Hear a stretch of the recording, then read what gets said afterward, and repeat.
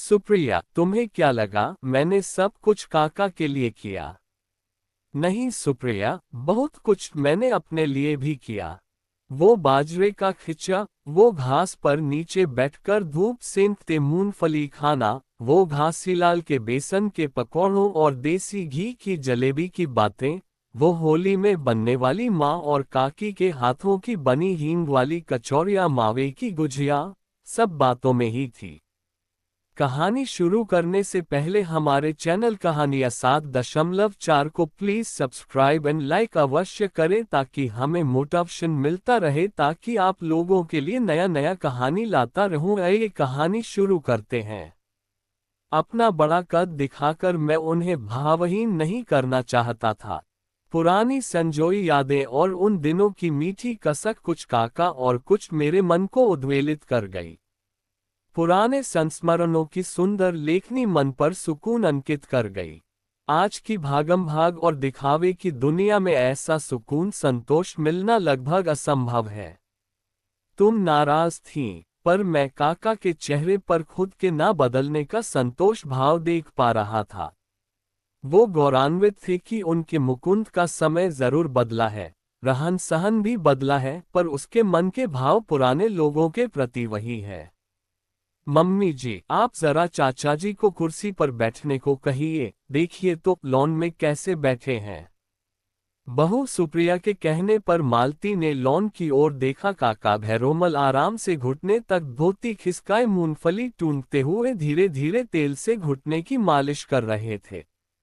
वो कुछ कहती उससे पहले मुकुंद की आवाज आए, लाओ काका, मैं मल दूं तेल, आप तो बाजरे का खिचड़ा खाओ।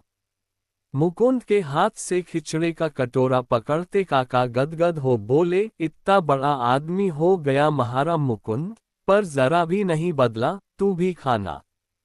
हाँ हाँ, मैं अपने लिए भी लाया हूँ।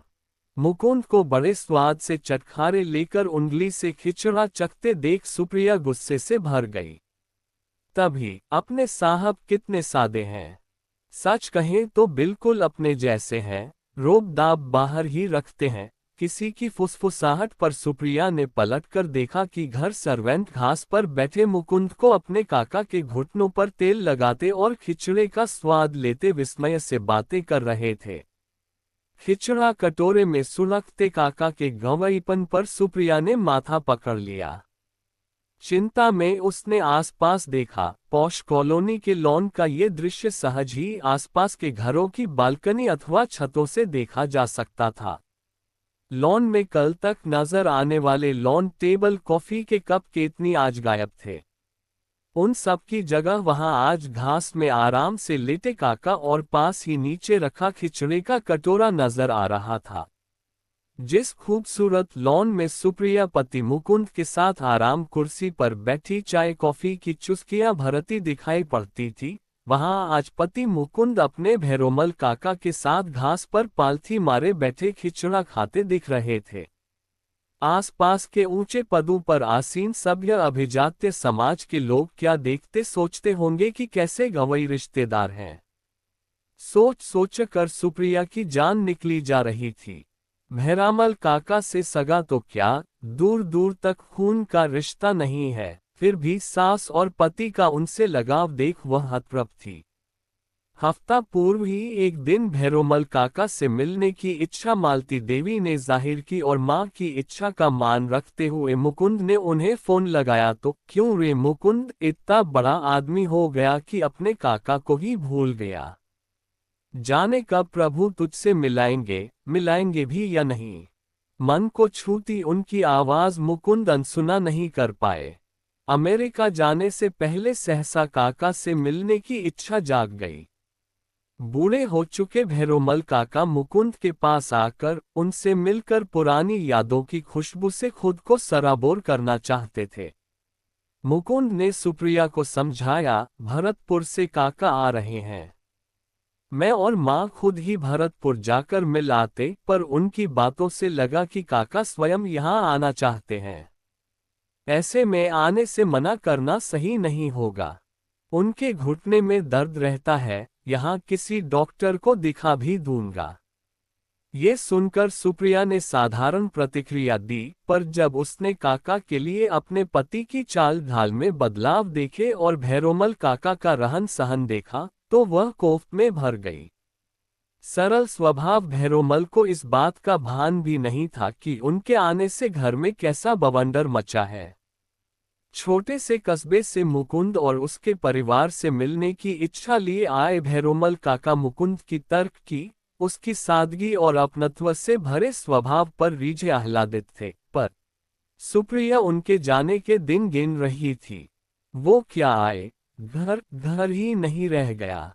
मुकुंद ने अपने ऊंचे ओहदे और रहन सहन के सारे डेकोरम ताक पर रख दिए।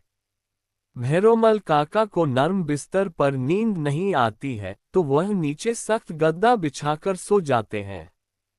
वो सोए तो सोए, पर यहाँ मुकुंद भी तकिया रखकर उनके पास पंचायत जमा लेता है। सर्वेट के सामने अच्छा तमाशा बन जाता है। और तो और मुकुंद की 5 साल की बेटी चहक भी उनकी कस्बाई बोली की नकल उतारने लगी है। कॉर्नफ्लेक्स की जगह वह खिचड़ा और चूरमे की मांग करने लगी है। मालती देवी अपने वर्तमान के सुनहरे दिनों के साक्षी भैरोमल काका को आह्लादित देख अपने घुटन भरे अतीत में डूब गईं, जब एक छोटे से कस्बे की पतली सी गली में उनका दरबे सा एक कमरे का मकान घर कहलाता था। अंधेरे, अभाव और घुटन के साथ वह उस घर में अपने पति और बेटे मुकुंद के साथ बंद थी। बचपन से ही मेधावी मुकुंद को उसके पिता ने एक ही घुट्टी बार बार पिलाई थी, बेटा, जो इस अभाव और गरीबी से निकलना है, तो शिक्षा की मशाल जलानी होगी, अन्यथा यही छटपटाते हुए जीवन व्यर्थ हो जाएगा। पिता की सीख को जीवन का सार बनाते हुए मुकुंद ने कड़े परिश्रम के साथ जीवन को सही दिशा दी। स्कॉलरशिप के माध्यम से वह शिक्षा के सोपान चढ़ता गया। कॉलेज के लिए स्कॉलरशिप के अलावा और पैसे की जरूरत पड़ी, तो पिता ने एक कमरे का मकान बेच दिया। मुकुंद के पिता ब्रजेश काका के पास उनकी किराने की दुकान पर काम करते थे। जब उन्हें पता चला कि उनके कर्मठ और ईमानदार कर्मचारी ब्रजेश ने बेटे की पढ़ाई के लिए एकमात्र पूंजी और सहारा अपना मकान बेच दिया, तो अपने घर में उन्हें शरण देते हुए कहा, बेटे की पढ़ाई के लिए घर बेच दिया, तो लड़का जरूर होनहार होगा। जब तक कोई इंतजाम नहीं होता या फिर वह कुछ कमाई करके मदद नहीं करता, तब तक तुम दोनों हमारे घर रह सकते हो। पैसे से मदद नहीं कर सकता हूं, पर हाँ, सिर छिपाने के लिए मेरे घर के द्वार खुले हैं। बेटियां ब्याह गई हैं, बूढ़े बुढ़िया घर में अकेले हैं, हमें कोई दिक्कत नहीं होगी, जब कमाई हो तब चले जाना। काका के शब्द डूबते को तिनके का सहारा बने। कॉलेज के शुरुआती दिनों में मुकुंद अपने माता पिता से मिलने उनके घर ही आया करता था। हालांकि साल 1.5 साल में मालती देवी और उनके पति ने पास में ही एक कमरे का घर किराए पर ले लिया, फिर भी अधिकतर खाना पीना उठना बैठना सब काका के घर पर ही होता। तीज त्योहार में पकवान वहीं बनते और साथ खाए जाते। कब वो सब एक प्रगाढ़ बेनामी रिश्ते में बंधे पता ही नहीं चला।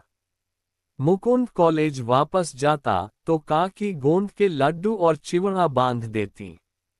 वो भी क्या वक्त था।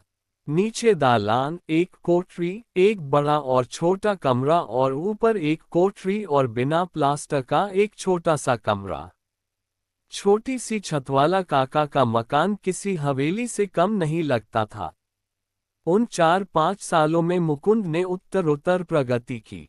नामी कंपनी में प्लेसमेंट के साथ घर, कार, सुख सुविधाएं मिली। शहर बदले, नौकरी बदली, ओहदे बदले, नहीं बदला तो भैरोमल काका के प्रति श्रद्धा भाव, जो उन्होंने किया उसने उनके जीवन को किस तरह आसान बनाया, ये मुकुंद और उसके माता पिता के अलावा और कोई नहीं समझ सकता था। सुप्रिया को अंदाजा भी नहीं था कि भैरोमल के साथ सहज जीवन जीने के लिए खुद को उनके स्तर पर लाना मुकुंद के लिए क्यों जरूरी था। भला ईश्वर को भी कोई अपनी प्रतिष्ठा रोबदाब दिखाता है। 2 दिन बाद भैरोमल काका अपने गांव चले गए, तो घर का वातावरण अपने पुराने परिवेश में लौट आया। फिर भी सुप्रिया नाराज रही, समझ में नहीं आया कि तुम काका के आने पर क्यों बदले। सुप्रिया, काका हमसे मिलना चाहते थे। मिथ्या आडंबर और वैभव से नहीं। संभव था हमारी शानो शौकत देख वो अपनी स्वाभाविकता खो देते। वो नहीं रहते जो वो थे, जिन्हें मैं जानता था। मुकुंद ने सुप्रिया को जवाब तो दिया, पर बात सुप्रिया के गले नहीं उतरी। अलबत्ता ईश्वर से यही प्रार्थना की कि भैरोमल काका अब दोबारा नहीं आए। बात आई गई हो गई। मुकुंद काम में व्यस्त हुआ और सुप्रिया चहक में। तभी एक दिन मालती देवी ने सुप्रिया को अपनी पोती को डांटते सुना, 1 हफ्ते की पॉकेट मनी काट कर तुझे पेंसिल दूंगी। एक हम थे जो पेंसिल घिस जाने तक इस्तेमाल में लाते थे। एक ये आजकल की औलादें हैं जिन्हें चीजों की कद्र ही नहीं है। बहू की आवाज बैठक तक आ रही थी। जब नहीं रहा गया तब मालती देवी कमरे में झांकने चली आए। सुप्रिया चहक पर बुरी तरह बरस रही थी। मालती देवी ने बीच बचाव की कमजोर सी कोशिश की तो सुप्रिया ने कहा, मम्मी जी, आप इसकी भोली सूरत पर मत जाए। आज बड़ी शर्मिंदा हुई हूँ इसके कारण। आज पेरेंट्स टीचर्स मीटिंग में ढेर सारे पेरेंट्स के बीच इसकी टीचर बोली, मिसेज शर्मा, कम से कम चहक को पेंसिल तो ढंग की दिया कीजिए। सच मम्मी, शर्म से मैं पानी पानी हो गई जब इसकी टीचर ने 2.5 इंच की पेंसिल मुझे दिखाए। गुस्से में भरी बहू को देख मालती देवी ने बहू की तरफदारी में ही भलाई समझी और चहक से कहा, क्यों री चहक, कल ही तुम्हारी मम्मी ने मेरे सामने तुम्हें नई पेंसिल दी थी। इतनी जल्दी छोटी कैसे हो गई। चहक को चुप देख सुप्रिया बोली, 4 दिन से इसे नई पेंसिल दे रही हूं। इसकी मैथ्स की टीचर ने बताया कि ये डस्टबिन के पास खड़े होकर अपनी पेंसिल छील डालती है। वो मम्मी, कुछ बोलने की कोशिश में चहक डपट दी गई। मालती देवी ने अफसोस से कहा, जब इसे पेंसिल छीलते देखा है तो क्लास टीचर ने 4 लोगों के सामने तुम्हें यूं शर्मिंदा क्यों किया। अरे मम्मी, क्लास टीचर तो सुबह अटेंडेंस लेकर चली जाती है, फिर आखिरी पीरियड में आती है डायरी लिखवाने के लिए। अब इस बीच ये नई पेंसिल को छीलती है या खाती है वो क्या जाने। उनको तो मुझे शर्मिंदा करना था, सो कर दिया। गुस्से में भरी सुप्रिया यहाँ तक बोल गई, सक्सेसफुल लोगों के बच्चों के पेरेंट्स को शर्मिंदा करने का कोई मौका छोड़ना नहीं चाहती है टीचर्स। हालांकि टीचर्स पर लगा ये आरोप बेबुनियाद था, ये मालती देवी समझती थीं, पर सुप्रिया की मनोदशा से परिचित थीं। पेरेंट्स टीचर्स मीटिंग में कई पेरेंट्स के बीच एक छोटी पेंसिल के कारण उपहास का पात्र बनना भला किसे अच्छा लगेगा। थोड़ी देर में एक बार फिर सुप्रिया ने उसे नई लंबी सुंदर सी पेंसिल शार्प करके दी। मालती देवी ने उसको होमवर्क करने में मदद की, पर डांट पड़ने से शायद वह कुछ बुझी बुझी सी थी, इसीलिए आज उसकी लिखावट सुंदर नहीं बनी। शाम को मुकुंद घर आए तो चहक की चुलबुली बातें सुनने को नहीं मिली, बल्कि उसकी एवज में आज जो पेरेंट्स टीचर्स मीटिंग में हुआ वह सुनने को मिला। चहक को चुप उदास देख मुकुंद ने उससे लाड़ से गोद में उठाकर दुलारते हुए कहा, आज मेरी गुड़िया इतनी चुप क्यों है। ये सुनते ही चहक ने एक ही सांस में अपनी मम्मी की सारी ज्यादतियों का बखान कर डाला, तो मुकुंद अपनी लाडली को पुचकारते हुए पूछने लगे, पर एक बात बताओ, इतनी शानदार सुंदर पेंसिल को तुम छोटी करके क्यों लिखती हो। ये सुनकर वह झट से बोली, पापा, नई बड़ी पेंसिल सुंदर तो लगती है, पर उससे लिखा नहीं जाता। छोटी कर देने से वह आसानी से पकड़ में आती है, लिखने में आसानी होती है और राइटिंग भी सुंदर बनती है।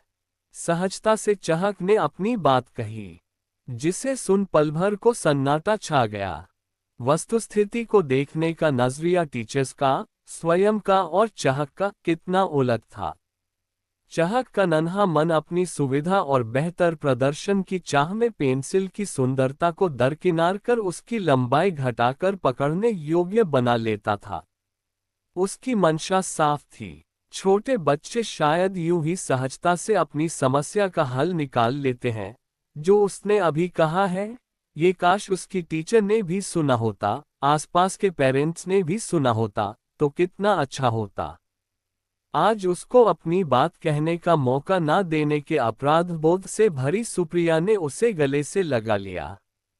इस दृश्य को देख मुकुंद मुस्कुरा दिए और देर तक मुस्कुराते रहे। उनके इस हाव भाव को देख सुप्रिया कुछ विचलित हुई।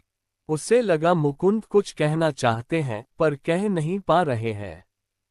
रात को डाइनिंग टेबल पर मुकुंद को फिर मुस्कुराते देख सुप्रिया पूछे बगैर नहीं रह पाई, जब से चाह की बात सुनी है, तुम यूं ही मुस्कुरा रहे हो, बात क्या है? ये सुनकर मुकुंद गंभीरता से बोले, पिछले हफ्ते तुम मुझसे नाराज रही कि काका के सामने मैं अपने कद को घटाकर एक सस्ता व्यवहार क्यों कर रहा हूं, उसका भी यही जवाब है सुप्रिया। अपना बड़ा कद दिखाकर मैं उन्हें भावहीन नहीं करना चाहता था। पुरानी संजोई यादें और उन दिनों की मीठी कसक कुछ काका और कुछ मेरे मन को उद्वेलित कर गई। पुराने संस्मरणों की सुंदर लेखनी मन पर सुकून अंकित कर गई। आज की भागम भाग और दिखावे की दुनिया में ऐसा सुकून संतोष मिलना लगभग असंभव है। तुम नाराज थीं, पर मैं काका के चेहरे पर खुद के ना बदलने का संतोष भाव देख पा रहा था।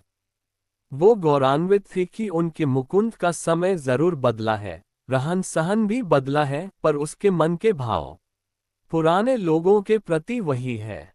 बस यही एहसास और संतोष उपहार स्वरूप उनको देना चाहता था।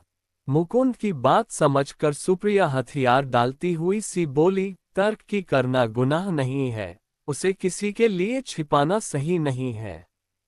सुप्रिया, तुम्हें क्या लगा मैंने सब कुछ काका के लिए किया? नहीं सुप्रिया, बहुत कुछ मैंने अपने लिए भी किया। वो बाजरे का खिचा, वो घास पर नीचे बैठकर धूप सेंकते मूंगफली खाना, वो घासीलाल के बेसन के पकौड़ों और देसी घी की जलेबी की बातें, वो होली में बनने वाली माँ और काकी के हाथों की बनी हींग वाली कचौरियाँ, मावे की गुजिया, सब बातों में ही थी। पर थी रसीली चटपटी स्वादिष्ट कचौरियों जलेबियों को हजम कर पाए, ना ऐसा काका का पुराना हाजमा रह गया था, ना मेरी डाइट में उन चीजों का स्थान था, पर हाँ स्मृतियों में रचा बसा वो पुराना स्वाद आज सुकूनरहित भावरहित जीवन में मुंह में पानी लाने के लिए पर्याप्त था। मालती देवी मंत्रमुग्ध सी मुकुंद की बातों को सुनती हुई एक बार फिर पुराने दिनों में खो गईं। बेशक यथार्थ में वो उन पुराने दिनों में जाना नहीं चाहती थी, फिर भी उसकी कसक मन में रह रह क्यों हुक उठाती रहती है, ये उनकी समझ से परे था। सहसा सुप्रिया उठकर खड़ी हो गई, लौटकर आई तो हाथी में पुराने कपड़े में बंधा स्टील का पुराना सा डिब्बा था। उसे खोला तो देसी घी की महक नाक में घुस गई। सुप्रिया मुकुंद की दाल में घी डालते हुए बोली, काका दे गए थे। कुछ इस भाव से मानो कोई बड़ी जागीर दे रहे हो। मैं स्टोव में बड़ी उपेक्षा से डाल आई थी, पर अभी अभी महसूस किया कि इसकी कीमत वाकई लगाई नहीं जा सकती।